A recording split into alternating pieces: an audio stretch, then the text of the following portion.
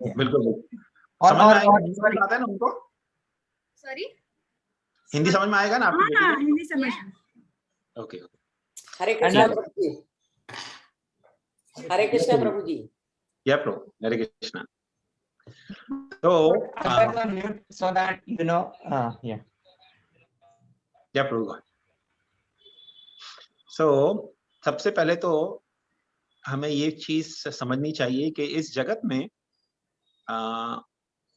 अधिकतर लोग जिनको कुछ आध्यात्मिक रुचि नहीं होती, जिसको आध्यात्मिक जीवन में या स्पिरिचुअल लाइफ में कुछ ज्ञान नहीं होता है, वो लोग हमेशा केवल भौतिक स्तर पे, मतलब मेरे पास क्या है, मेरे पास कितना है, दूसरों के पास कितना है, उस हिसाब से ही अपना मित्रता वगैरह करते हैं या संबंध भी स्थापित करते हैं। जैसे देखिए शादी वगैरह होता है इस जगत में, तो लोग सोचते हैं कि अरे जिनके घर हमारा लड़का का शादी हो रहा है या लड़की का शादी हो रहा है, क्या वो हमारी तरह हैं, हमारे लेवल पे हैं क्या, सोशल स्टेटस में, फाइनेंशियल स्टेटस में?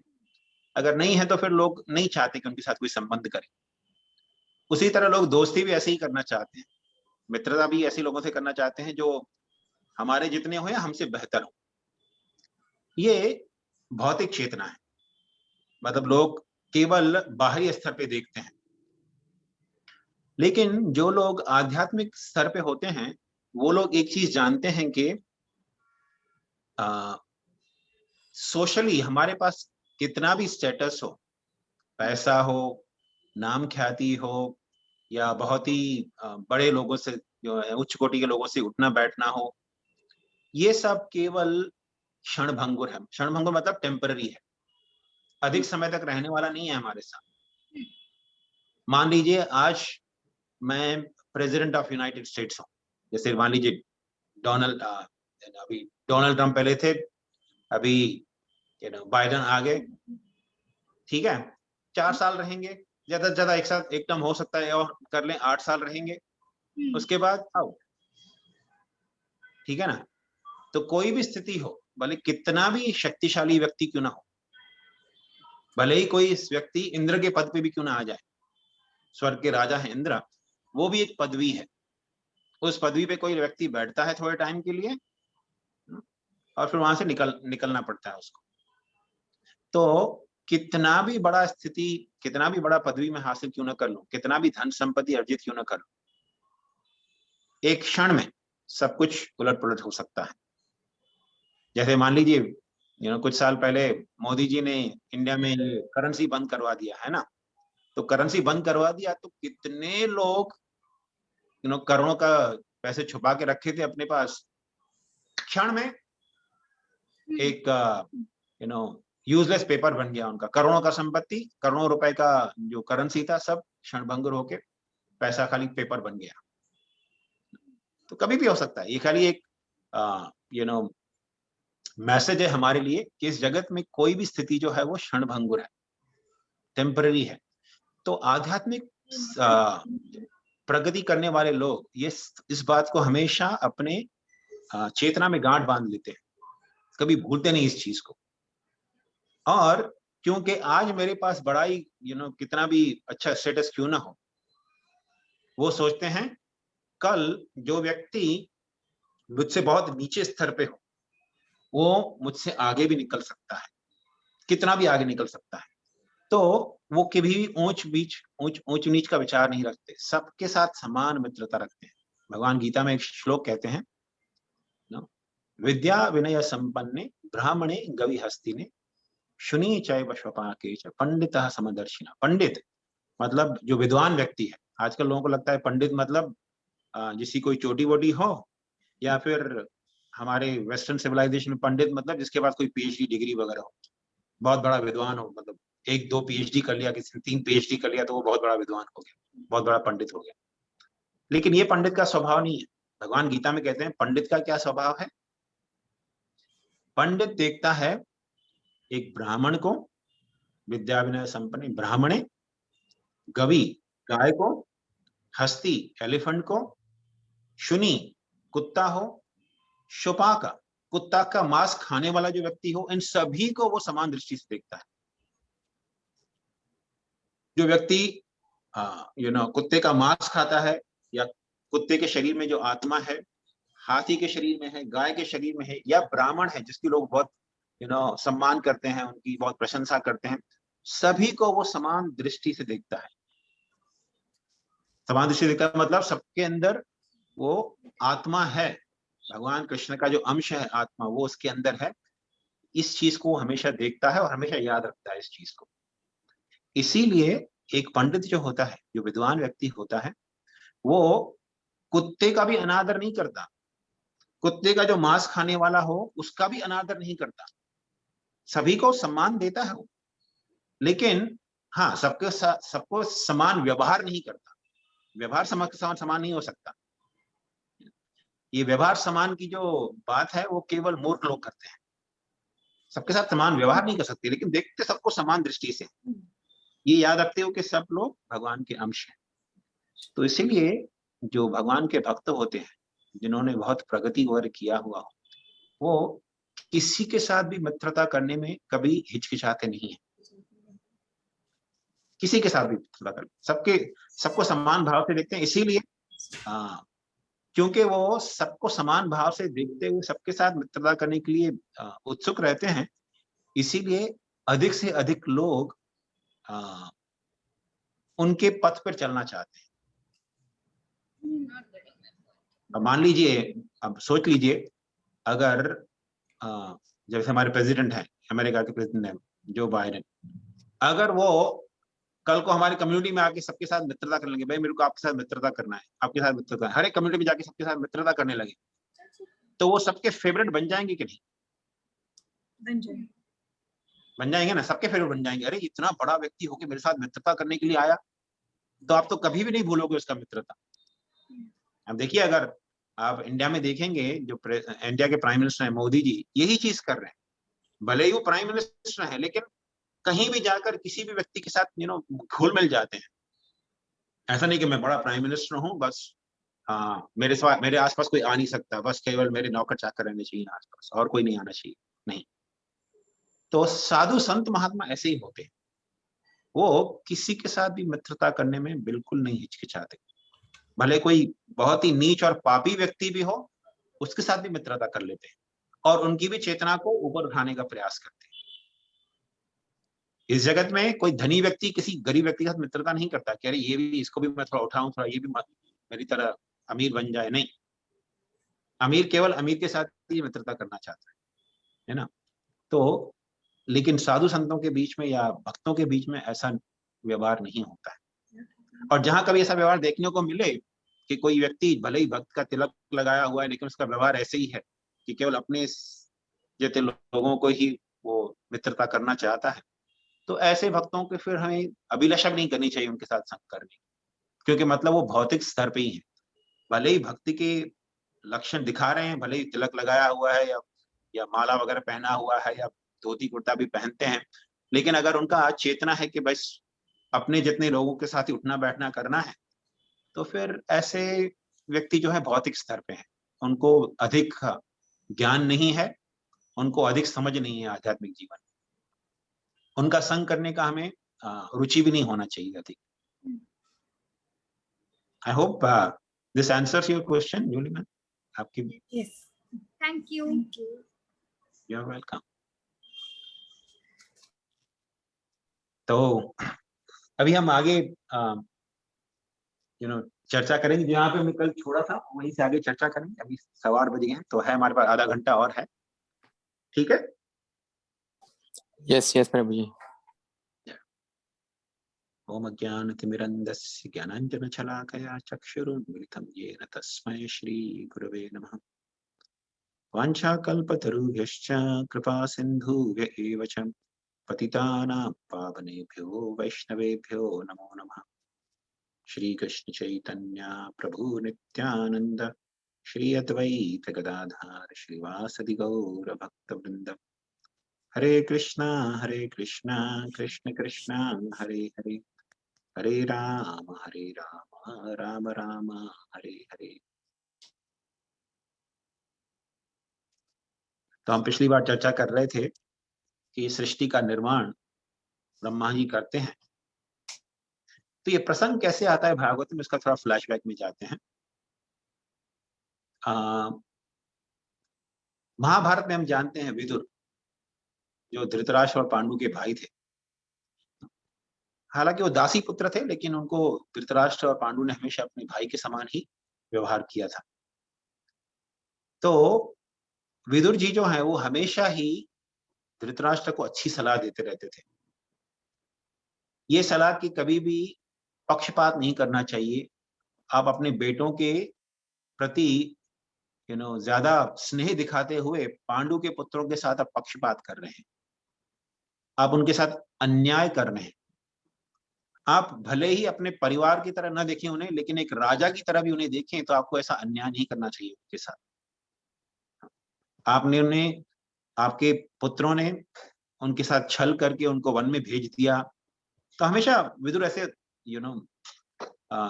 हमेशा देते रहते थे उनको सलाह कि भाई आपको ऐसा नहीं करना चाहिए। तो महाभारत के युद्ध से पहले, युद्ध जब शुरू होने वाला था उससे पहले विदुर जी सलाह दे रहे थे धृतराष्ट्र को कि महाराज आप राजा हैं, राजा की तरह व्यवहार कीजिए। आपको अपने पांडु पुत्रों, जो आपके भाई के पुत्र हैं, उनको राजपाट दे देना चाहिए, उनका हक बनता है। वो 13 साल वनवास भी करके आए हैं, वन में रह के आए हैं, और अभी उनका हक बनता है। आपने उनको प्रॉमिस किया था कि 13 साल के बाद आएंगे तो उनको आप राजपाट दे देंगे उनका, तो अभी आपको करना चाहिए वैसा। आप क्यों अपने इस दुष्ट पुत्र दुर्योधन की बात मान रहे हैं? ये आपके कुल का विनाश कर देगा। और ये दुर्योधन के सामने ही बोल रहे थे विदुर। तो दुर्योधन को बहुत क्रोध आ गया, उन्होंने बहुत खरी खोटी सुनाई विदुर को। बोले ये दासी का पुत्र है, हमारे नौकर का पुत्र है, चाचा करके इस्तेमाल संबोधित नहीं किया, बोले ये हमारे दासी का पुत्र है, हमारे नौकर का पुत्र है ये। और इसकी इतनी मजाल तो देखो, हमारे टुकड़ों पे पलता है, हम ही उसके भोजन वगैरह का बंदोबस्त करते हैं, और ये हमारे ही खिलाफ जा रहा है, हमारे शत्रुओं का पक्षपात कर रहा है। हालांकि विदुर जो थे वो सही में दुर्योधन और धृतराष्ट्र के हितैषी थे, उनके प्रति कोई उनको ईर्ष्या नहीं थी। वो चाहते थे कि दुर्योधन भी सुख से रहे,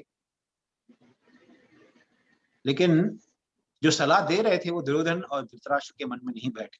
तो दुर्योधन ने बहुत खरी खोटी सुनाई और बोला इस दासी पुत्र को अभी घर से निकाल दो, हमारे राज्य से निकाल दो, नहीं तो मैं इसका प्राण हर लूंगा, इसको मैं मार दूंगा अभी। और धृतराष्ट्र ने चुपचाप सुन लिया, कुछ बोले नहीं दुर्योधन को चुप कराने के लिए। तो विदुर समझ गए कि ठीक है, अभी धृतराष्ट्र भी सुनने के मूड में नहीं है। तो वो अपना सब कुछ त्याग कर अपना घर भी छोड़ दिए और तीर्थों का भ्रमण करने के लिए निकले। अलग अलग तीर्थों पर जाके वहां पे साधु संतों का संग करना, और वहां पर जाकर नदी वगैरह में, पवित्र नदी में स्नान करना और तपस्या करते थे जाकर।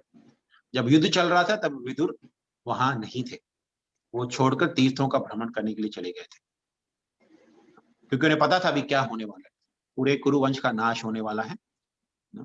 वो जानते थे कि पांडवों के पक्ष में भगवान कृष्ण है, तो उनकी विजय तो निश्चित है, और दुर्योधन और उनके सब भाई जो है मारे जाएंगे।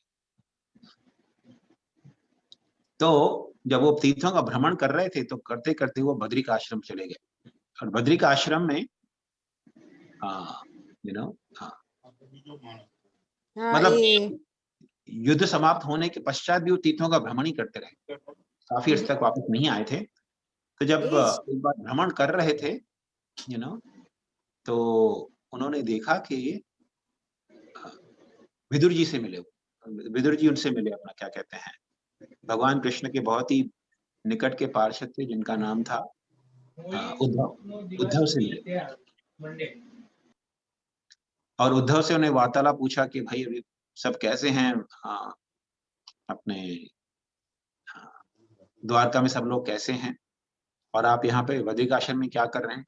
तो विदुर ने बताया कि अभी भगवान कृष्ण जो हैं कुरुक्षेत्र का युद्ध समाप्त होने के पश्चात बहुत थोड़े समय में इस जगत से चले गए, और सुंदर सुंदर लीला का चिंतन करने लगे, विदुर को सारी लीला बताने लगे कृष्ण की। और फिर बोले कि आप अभी जाके यहाँ पर नजदीक ही मैत्रेय मुनि है, उनके साथ उनसे जाके मिलिए, क्योंकि भगवान कृष्ण ने इस जगत को छोड़ने से पहले मैत्रेय ऋषि और मुझे बहुत सारे उपदेश दिए थे। तो मैत्रेय ऋषि मुझसे उम्र में बड़े हैं, वरिष्ठ हैं हमसे, तो आप उनसे जाके थोड़ा ज्ञान प्राप्त कीजिए।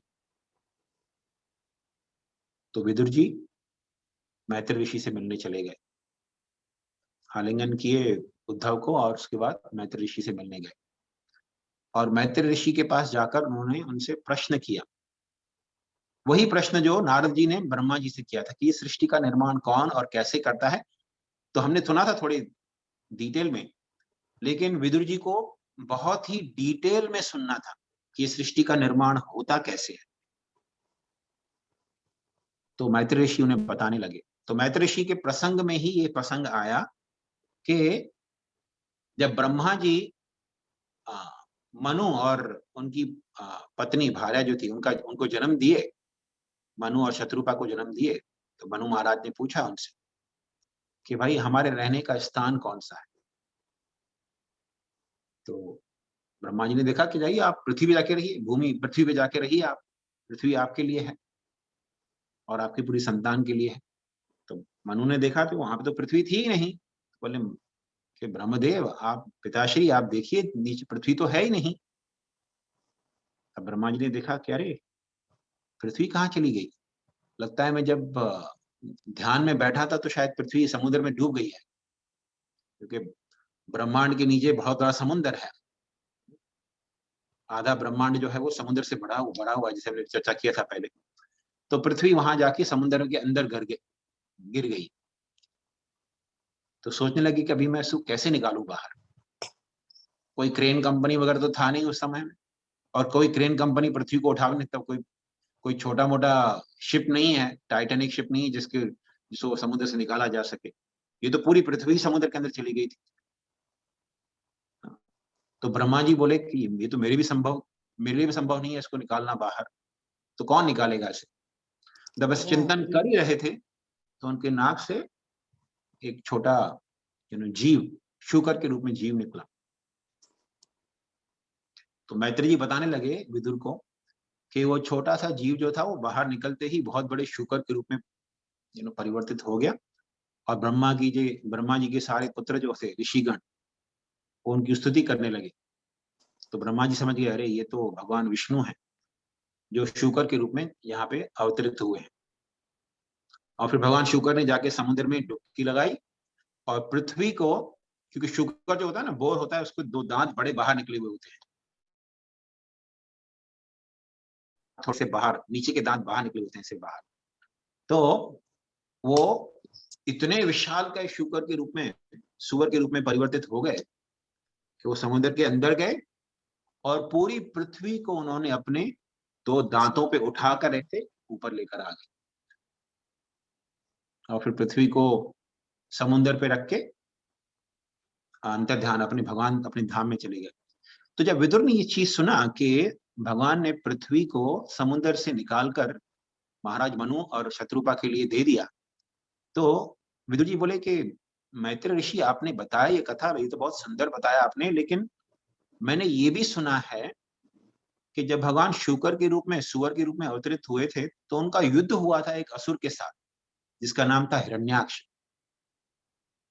तो मुझे ये जानने की इच्छा है कि भगवान शूकर ने इस हिरण्याक्ष असुर को क्यों मारा, क्या कारण था कि उनके बीच में युद्ध हुआ था और कैसे युद्ध हुआ, कैसे भगवान ने उसका वध किया, ये मैं सुनना चाहता हूँ। तो ये भगवान के पहला जो एक, सबसे पहला तो नहीं बोल सकते, लेकिन पहला एक अवतार है जिसके बारे में कथा आती है भागवत में। तो मैत्रेय ऋषि बहुत ही शुरू से व्याख्या करने लगे कि भगवान का अवतरण क्यों हुआ और किस असुर को मारा उन्होंने और इसका क्या कारण था। तो ब्रह्मा जी पूरा व्याख्या करने लगे कि एक बार उनके 4 पुत्र जो हैं, ब्रह्मा जी के 4 पुत्र हैं, उनका नाम सनत, सनातन, सनंदन, सनत कुमार। ये 4 कुमार, उनको 4 कुमार भी कहा जाता है। तो 4 कुमार एक बार भ्रमण करते करते जगत से बाहर निकल गए और वैकुंठ लोक में पहुंच गए।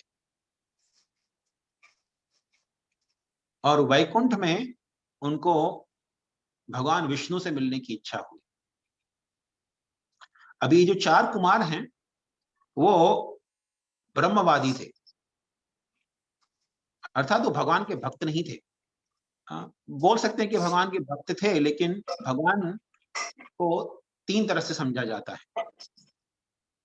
वदन्ति तत्त्वविदः तत्त्वं ज्ञानमद्वयम् ब्रह्मेति परमात्मेति भगवान इति शब्द। तो भगवान की पूजा करने वाले लोग भगवान को 3 तरह से जानते हैं।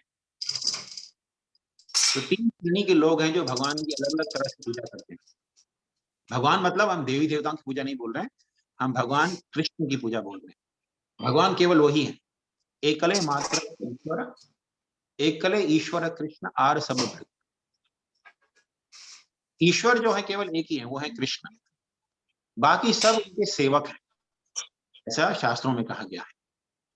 तो ब्रह्मा और रुद्र भगवान शिव जी, गणेश, इंद्र, चंद्र, वायु, वरुण, ये सारे के सारे जो हैं उनके सेवक हैं, के नौकर हैं।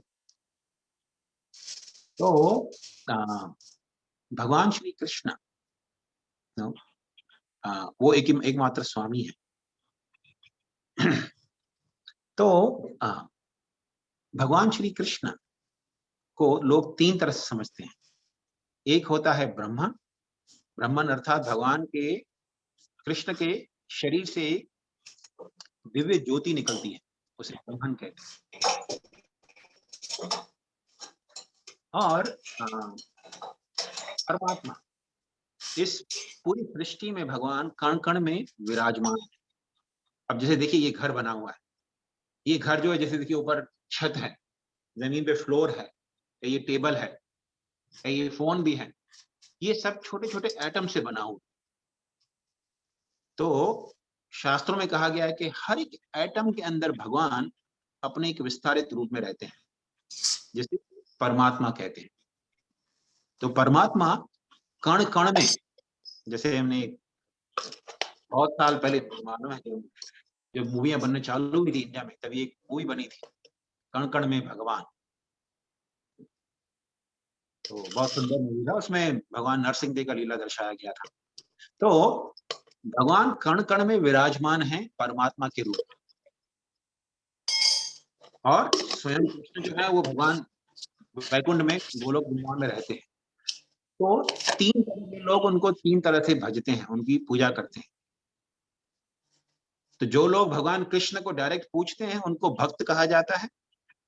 जो लोग, जो परमात्मा है, सबके हृदय में है, कण कण में विराजमान है, उसके ऊपर ध्यान करने का कोशिश करते हैं, तो योगी कहा जाता है। जैसे देखिए हिमालय में योगी ध्यान में बैठे रहते हैं, तो ध्यान में बैठ के किसका ध्यान करते हैं? वो परमात्मा भगवान विष्णु जो है चतुर्भुज मूर्ति में शंख चक्र गदा धारण किए हुए कण कण में हृदय में विराजमान है, और एक जीव के हृदय में भी बैठे हुए हैं। तो उस परमात्मा के ऊपर चिंतन करने वाले जो भक्त होते हैं उन्हें योगी कहते हैं। और तीसरी श्रेणी के लोग होते हैं जो भगवान के शरीर से दिव्य ज्योति निकलती है, उस ज्योति की तरफ ही इतने आकर्षित हो जाते हैं कि उनको भगवान दिखाई भी नहीं देती पीछे, कि भगवान के शरीर से दिव्य ज्योति निकल रही है, भगवान नहीं दिखाई देते, केवल ज्योति दिखाई देती है। तो उस ज्योति से इतना आकर्षित हो जाते हैं कि उस ज्योति की पूजा करने लगते हैं। तो जो ज्योति की पूजा करते हैं उन्हें ब्रह्मवादी कहा जाता है। तो ब्रह्मवादियों का ज्ञान जो है वो सीमित होता है केवल ज्योति तक। जैसे देखिए सूरज है, सूरज हम देखते हैं एक ग्रह है जहां से रोशनी निकल रही है। तो सूरज की रोशनी जब हमारे घर में आती है तो हम बोलते हैं सूर्य का उदय हो गया है। कहते हमने सूर्य को नहीं देखा होगा, लेकिन सूर्य की ज्योति देखते समझ जाते हैं कि सूर्य का उदय हो गया। तो सूर्य की ज्योति है, सूर्य की किरणों का जो अध्ययन करता है वो एक श्रेणी का स्टूडेंट है। जो व्यक्ति टेलीस्कोप लेके सूर्य के ऊपर फोकस करता है और सूर्य का डिस्क को समझने का कोशिश करता है, कह रहे इसमें तो बहुत अग्नि निकल रही है, वो दूसरी श्रेणी का स्टूडेंट है। उसका ज्ञान जो है, जो सूर्य की किरणों को अध्ययन कर रहा है उससे बेहतर होगा। लेकिन एक व्यक्ति जो सूर्य के अंदर, सूर्य ग्रह के अंदर घुस जाए और वहां जाके देखे कि अरे वहां तो सूर्य नारायण है, जिनके शरीर से ये अग्नि या ये ज्योति निकल रही है, सूर्य की किरणें उनके शरीर से निकल रही है, तो वो व्यक्ति जो है सबसे श्रेष्ठ भक्त माना जाएगा। तो जो लोग भगवान कृष्ण को जानते हैं वो सर्वश्रेष्ठ श्रेणी के वैज्ञानिक भक्त हैं, जिनको पता है कि परमात्मा और ब्रह्मन जो है वो भगवान का ही विस्तारित रूप है। तो ये जो चतुष कुमार थे वो ब्रह्मवादी थे, उनको भगवान के बारे में अधिक ज्ञान नहीं था, कुछ था थोड़ा बहुत लेकिन पूर्ण ज्ञान नहीं था। तो एक बार उनका अच्छा हुआ कि हमें जाकर यू नो ये हमें जाकर मिलना है विष्णु से। तो विष्णु से मिलने के लिए वो वैकुंठ में चले गए, लेकिन वैकुंठ पे दो द्वारपाल थे जिनका नाम था जय और विजय। तो ये दो जो द्वारपाल थे दोनों रक्षा कर रहे थे, किसी को अंदर आने नहीं देना। वैसे वैकुंठ के द्वार तक तो कोई पहुंच नहीं सकता, ऐसे जो पहुंच जाता है वो भगवान के भक्ति होते हैं मोस्टली, उनको कोई भी रोका टोका नहीं जाता। लेकिन समहाउ अदर ये चतुष कुमार वहां पहुंच गए। ये भगवान के भक्त तो नहीं थे, कृष्ण के भक्त नहीं, विष्णु के भक्त नहीं थे, ये ब्रह्मवादी थे। भगवान का भक्ति करते थे लेकिन भगवान की शरीर के निकलने वाली ज्योति का पूजा करते थे, उनके ऊपर ध्यान करते थे। तो एक तरह से भगवान के भक्त हुए भी, लेकिन भगवान के भक्त नहीं भी हुए, क्योंकि भगवान का ज्ञान ही नहीं है उनको अधिक। तो जय विजय ने उनको रोक दिया कि नहीं, आप अंदर नहीं जा सकते हो। अब ये चार ऋषिगण हैं, महान तेजस्वी हैं, बहुत शक्तिशाली हैं, उन्हें रोका गया तो सोचने लगे कि अरे ये दोनों कौन है, इनके मन में ऐसे भेदभाव क्यों है कि तुम अंदर नहीं जा सकते, तुम जा सकते हो। ये तो वैकुंठ है, भगवान का धाम है, यहाँ तो किसी को भी जाने देना चाहिए। तो उनको क्रोध आ गया, बोले तुम दोनों जो हो ना, तुम दोनों की चेतना जो है वो दूषित है, तुम अपने पराये का भेद करते हो।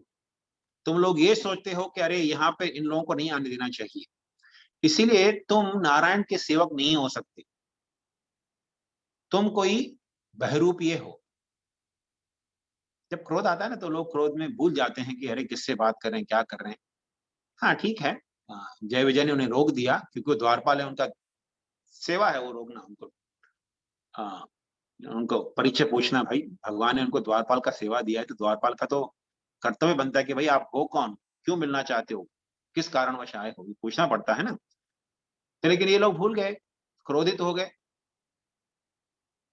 और बोले तुम दोनों को हम श्राप देते हैं, श्राप देते हैं कि तुम लोग पृथ्वी लोक पे भौतिक जगत में चले जाओ और पृथ्वी पे जाकर दो असुरों के रूप में जन्म लो, दैत्य बन जाओ तुम लोग।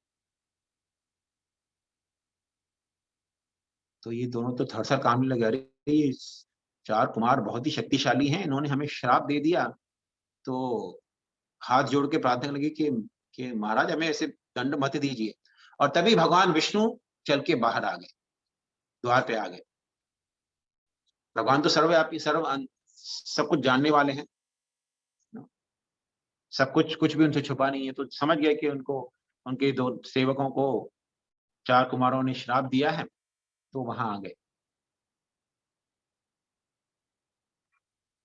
और वहां आने का कारण ये था कि भगवान चार कुमारों को संतुष्ट भी करना चाहते थे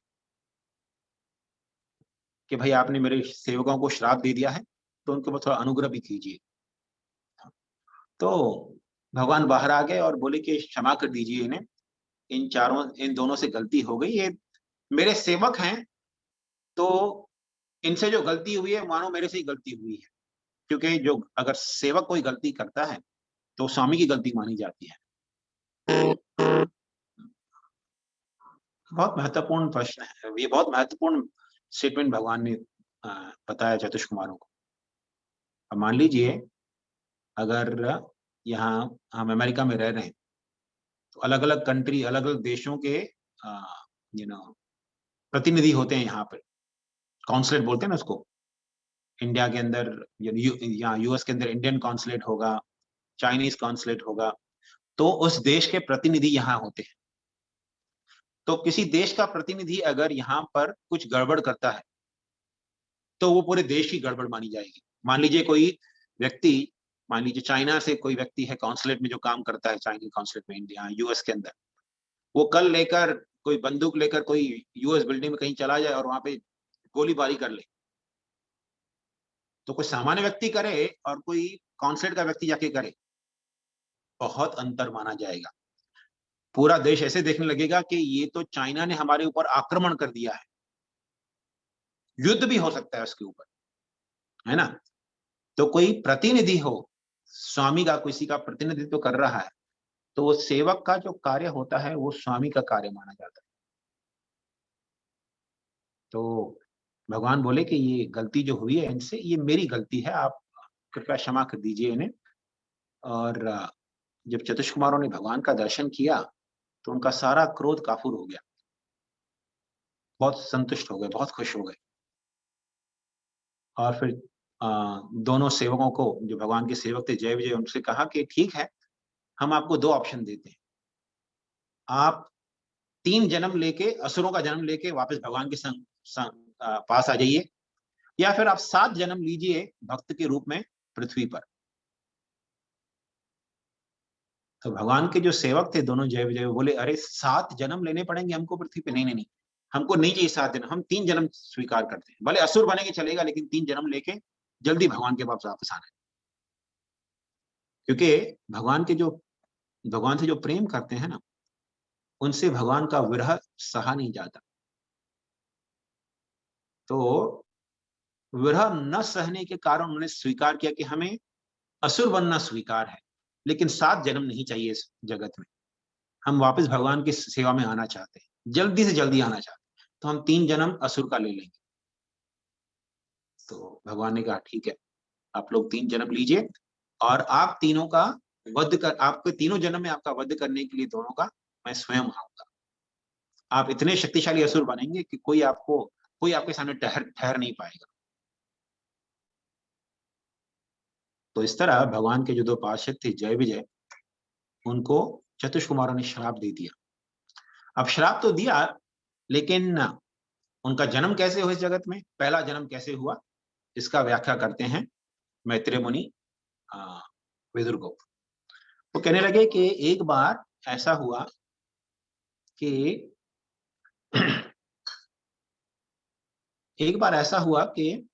कश्यप मुनि, ब्रह्मा के पुत्र थे मरीचि, मरीचि के पुत्र थे कश्यप मुनि। तो कश्यप मुनि, उनकी कई पत्नियां थी।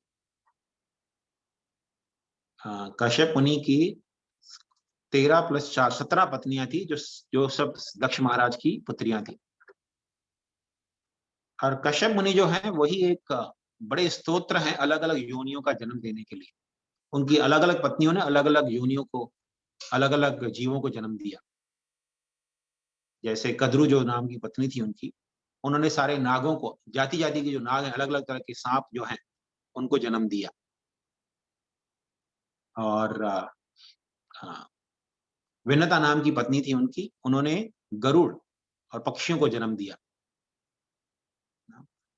और फिर अलग अलग, जैसे धनु नाम की पत्नी थी उनकी, उन्होंने दानवों को जन्म दिया। तो उसी तरह उनकी पत्नी थी दिति, अदिति नाम की पत्नी है, उन्होंने आदित्यों को, मतलब सारे देवताओं को जन्म दिया अदिति ने। तो उसी तरह दिति नाम की उनकी पत्नी थी एक।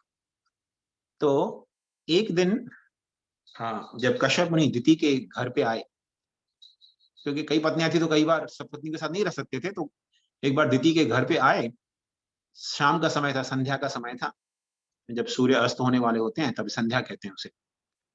तो संध्या का अर्थ होता है सूर्य अस्त होने वाला होता है तो 24 मिनट पहले और सूर्यास्त होने के 24 मिनट बाद, ये 48 मिनट का जो विंडो होता है उसे संध्या कहते हैं। तो संध्या के समय दिति के घर पे आए, तो दिति को अपने पति को देखकर बहुत ही इच्छा हुआ उनके साथ संग करने का। तो पति को बोली कि कि मैं आपका संग करना चाहती हूँ, मुझे आप संतान की इच्छा हो रही है, तो आप मुझे आप संतान दे दीजिए इसी क्षण। तो कश्यप मुनि बोले कि ठीक है, मैं आपको संतान दूंगा, लेकिन ये समय अच्छा नहीं है क्योंकि संध्या का समय है। संध्या के समय गायत्री वगैरह करना चाहिए और भगवान का भजन करना चाहिए, तो थोड़ा समय रुक जाओ आप। संध्या मतलब संध्या हमेशा तो नहीं रहने वाला, खाली 48 मिनट चलता है। तो समहाउ उधर ये जो दिति थी उस समय बहुत ही काम वेदना से पीड़ित हो गई थी, तो वो वेट नहीं करने को तैयार थी। तो पति जो होते हैं उनको थोड़ा रिस्पॉन्सिबल होना चाहिए, लेकिन ये इस समय जो पत्नी थी उससे सहन नहीं हो रहा था। तो कश्यप मुनि भी काम के अधीन होकर या भगवान का ये इच्छा समझकर उनके साथ संग करने रह गए। तो संध्या का समय जो होता है वो स्त्री पुरुष को संग के लिए बहुत ही वर्जित समय है। 3 संध्या होती हैं दिन में, सुबह की संध्या, दोपहर की संध्या और शाम की संध्या। तीनों संध्या का समय जो है वर्जित है। बिल्कुल भी ऐसी चीज नहीं है। संध्या के समय केवल भगवान का भजन करना चाहिए, भक्ति करना चाहिए, नहा धो के भगवान के नाम का जप करना चाहिए, गायत्री करना चाहिए। तो उन्होंने संग किया। तो संग होने के पश्चात कश्यप मुनि तो बड़े दिव्य दृष्टि वाले ऋषि हैं। तो उन्होंने अपनी पत्नी से कहा कि ठीक है भाई, अभी ये आपको गर्भ तो धारण हो गया आपका, लेकिन मैं आपको एक बता दूं कि जिस समय हम लोगों ने संग किया वो बहुत ही अशुभ समय था, बहुत ही अशुभ समय था। तो आपके गर्भ से भी 2 बच्चे जन्म लेंगे, ट्विंस होंगे आपके, और दोनों बहुत ही शक्तिशाली असुर बनेंगे। पूरे ब्रह्मांड को वो त्राही त्राही कर देंगे, सब लोग उनसे इतने विचलित हो जाएंगे, बहुत दुख देंगे सबको भी, क्योंकि समय बहुत गलत था। तो गलत समय पर संग करने से असुरिक संतानें उत्पन्न होती हैं। ये एक बहुत सुंदर लेसन मिलता है हमको इससे, कि स्त्री पुरुष को नियमों के अनुसार संतान की उत्पत्ति करनी चाहिए। किसी भी समय ऐसा नहीं कि शादी हो गई तो हम लोगों को लाइसेंस मिल गया संभोग करने का, नहीं। आजकल तो बिना शादी के भी लोग इसका पालन नहीं करते हैं। तो इसी प्रकार जब दिति ने सुना कि अरे मेरे गर्भ से 2 असुर जन्म लेंगे जो पूरे संसार को कष्ट देंगे, तो अच्छा नहीं लगा उसे कि नहीं, मेरे पुत्र असुर क्यों होने चाहिए। बोले फिर भी बोले मुझे क्षमा कर दीजिए, लेकिन कम से कम इतना कीजिए कि मेरे पुत्रों को कोई ब्राह्मण के श्राप से न मरना पड़े, क्योंकि अगर वैष्णव या ब्राह्मण श्राप देते हैं तो व्यक्ति निश्चित रूप से नरकलोक में चला जाता है। तो उससे उन्हें बचा दीजिए। तो कश्यप मुनि ने कहा कि ये इतने असुर, इतने शक्तिशाली असुर बनेंगे कि भगवान स्वयं अवतरित होंगे इनका वध करने के लिए। तो दिति को ये सुनकर बहुत अच्छा लगा कि अरे मेरे पुत्रों का वध भगवान स्वयं करेंगे अपने हाथों से, ये तो बहुत अच्छी बात है। भगवान किसी का वध करते हैं या किसी को आशीर्वाद देते हैं, वो तो दोनों समान ही रूप से लाभदायक होता है व्यक्ति के लिए। तो दिति खुश हो गई कि चलो भगवान के हाथ से मरेंगे तो ये बहुत ही अच्छा होगा उनके लिए, मेरे पुत्रों के लिए। तो जब कश्यप मुनि ने देखा कि अरे इतनी खुश हो रही है, भगवान का गुणगान कर रही है ऐसे, तो बोले ठीक है, क्योंकि आप इतना भगवान के ऊपर आपकी श्रद्धा है, भगवान कृष्ण में आपको इतना विश्वास है, तो आपका परपौत्र आपका पोता जो होगा, मतलब आपके पुत्र का जो पुत्र होगा, वो भगवान का बहुत ही महान भक्त बनेगा। तो इस प्रकार दिति को कश्यप मुनि ने आशीर्वाद दिया।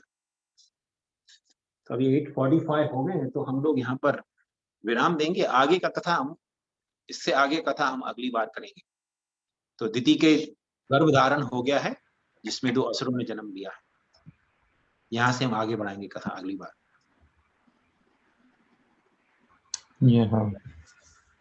किसी को प्रश्न हो तो पूछ सकते हैं अभी।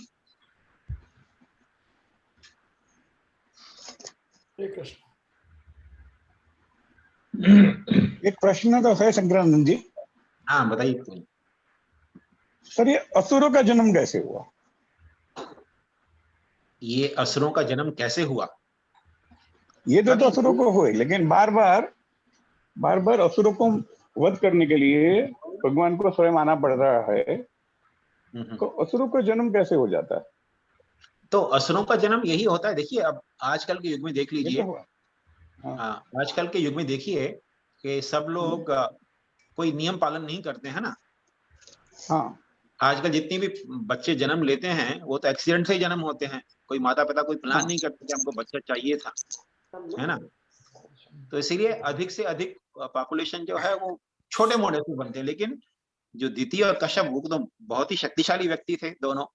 दिति भी महान बहुत ही महान पिता की पुत्री हैं और स्वयं भी बहुत शक्तिशाली हैं, और कश्यप मुनि भी बहुत शक्तिशाली हैं। जब वो लोग गलती करते हैं तो बहुत ही शक्तिशाली असुर जन्म लेते हैं। तो असुर तभी जन्म लेते हैं जब स्त्री पुरुष नियमों का पालन नहीं करते। अपने संतान उत्पत्ति में कभी नियम का पालन न करने से असुरों की उत्पत्ति होती है।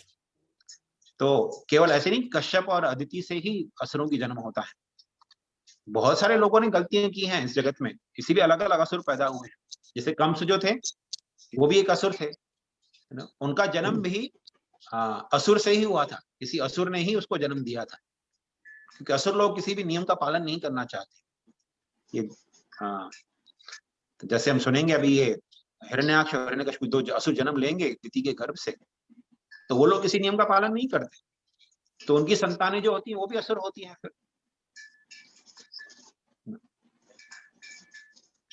तो इसी प्रकार असुरों का जन्म होता रहता है इस जगत में। सही। हरे कृष्ण। हरे कृष्ण। कोई और प्रश्न है किसी? प्रभु जी, एक प्रश्न है मेरा। हाँ, ये इस्कॉन में अधिकतर ये कहा जाता है कि कम से कम 16 माला करो। 16 की आंकड़ा ही क्यों फिक्स किया गया है? इससे मतलब 8 भी हो सकती थी, 5 भी हो सकती थी, 11 भी हो सकती थी। हिंदू मैथोलॉजी के अंतर्गत 11 जो वो शुभ मानते हैं, ये 16 को ही क्यों माना है? जरा ये मैं मालूम करना चाहता हूँ। हाँ, बहुत अच्छा प्रश्न आपने किया। तो देखिए हम लोग कुछ भी करते हैं ना तो शास्त्रों के अनुसार करते हैं। तो भगवान का नाम जब भी करना है तो शास्त्रों में जो नियम बताया गया उसके अनुसार ही करना चाहिए, ठीक है। तो शास्त्रों में नियम बताया गया है कि हर एक व्यक्ति को कम से कम हर रोज 64 माला करना चाहिए। 64 माला, 16 नहीं 64 करना चाहिए।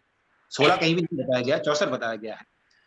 तो जब श्रीला प्रभुपाद जी अमेरिका में आए तो उन्होंने सबको बताया कि भी सबको 64 माला करना चाहिए भगवान के नाम पर। तो यहाँ पे तो जानते हैं सब लोग बहुत बिजी रहते हैं, कामकाज होता है इतना, तो बोले नहीं प्रभुपाद जी हम इतना माला नहीं कर सकते। तो प्रभुपाद ने बोला ठीक है 64 नहीं कर सकते हो तो कम से कम 32 करो। बोले नहीं 32 भी नहीं कर सकते। 32 भी मतलब कम से कम 4 घंटे जाएंगे दिन में, 8-9 माला होते हैं 1 घंटे में, तो 4 घंटे जाएंगे, बहुत मुश्किल है स्वामी जी। तो प्रभु ठीक है चलो 16 माला कर लो हर कम से कम।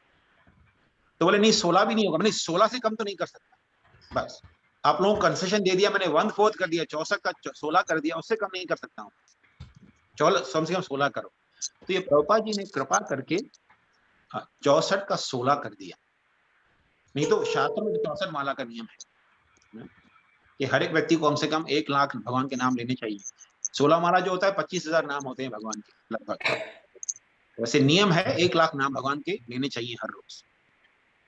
64 माला करने का मतलब ये है कि सारा दिन एंगेज हो जाएगा वो, फिर ड्यूटी काम कर्तव्य बगैर अपने दुनियादारी कैसे निभाएगा वो? देखिए ऐसा नहीं है कि पहले के जमाने में लोग अपने कर्तव्य नहीं निभाते थे। आजकल क्योंकि लाइफ इतना कॉम्प्लिकेटेड हो गया है ना। अब देखिए अभी भी हम जाते हैं ना मायापुर वगैरह में, तो मायापुर में दुकानें भी हैं, लोग अपना रोजी रोटी कमाते हैं, ठीक है ना। तो मैंने देखा है मायापुर में लोग सुबह 11 बजे दुकान खोलते हैं, 2 बजे बंद कर देते हैं, और फिर 4 बजे या 5 बजे आते हैं और 7 बजे बंद करके चले जाते हैं। दिन में 5 या 6 घंटा काम करते हैं लोग और रोजी रोटी चला लेते हैं। अपना बड़ा परिवार होगा उसका भी भरण पोषण कर लेते हैं। लेकिन अभी शहरों में ऐसी सभ्यता हो गई है ना कि 8, 10, 12 घंटे काम नहीं करो आप तो संतुष्टि नहीं होती, पैसा नहीं मिलता सफिशिएंट, तो लोगों को लगता है अरे इतना काम तो करना ही पड़ेगा। लेकिन इतना परिश्रम करने की आवश्यकता एक्चुअली नहीं है। अगर आपको खाली जीवन की रोजी रोटी चलानी हो तो उसके लिए इतना परिश्रम करने की आवश्यकता नहीं होती वैसे। लेकिन अभी शहरों में ऐसा हो गया है ना नियम, तो लोगों को लगता है अरे ये कैसे करेंगे, तो इसलिए शिला प्रभुपाद जी ने शहरों में बोला ठीक है आप 16 माला कर लो, 64 नहीं कर 16 की, 2 घंटे तो निकालिए भगवान का नाम जप करने के लिए, है ना। पिछले प्रचार से प्रभावित होके तब शब्द जो ब्रह्मा जी ने सुना था उससे हमने भी तब करने की कोशिश की, मतलब माला करने की कोशिश की, तो 10 माला करने में मेरे 3, 3.5, 4 घंटे लग गए 10 माला करने में। इतना समय लग गया?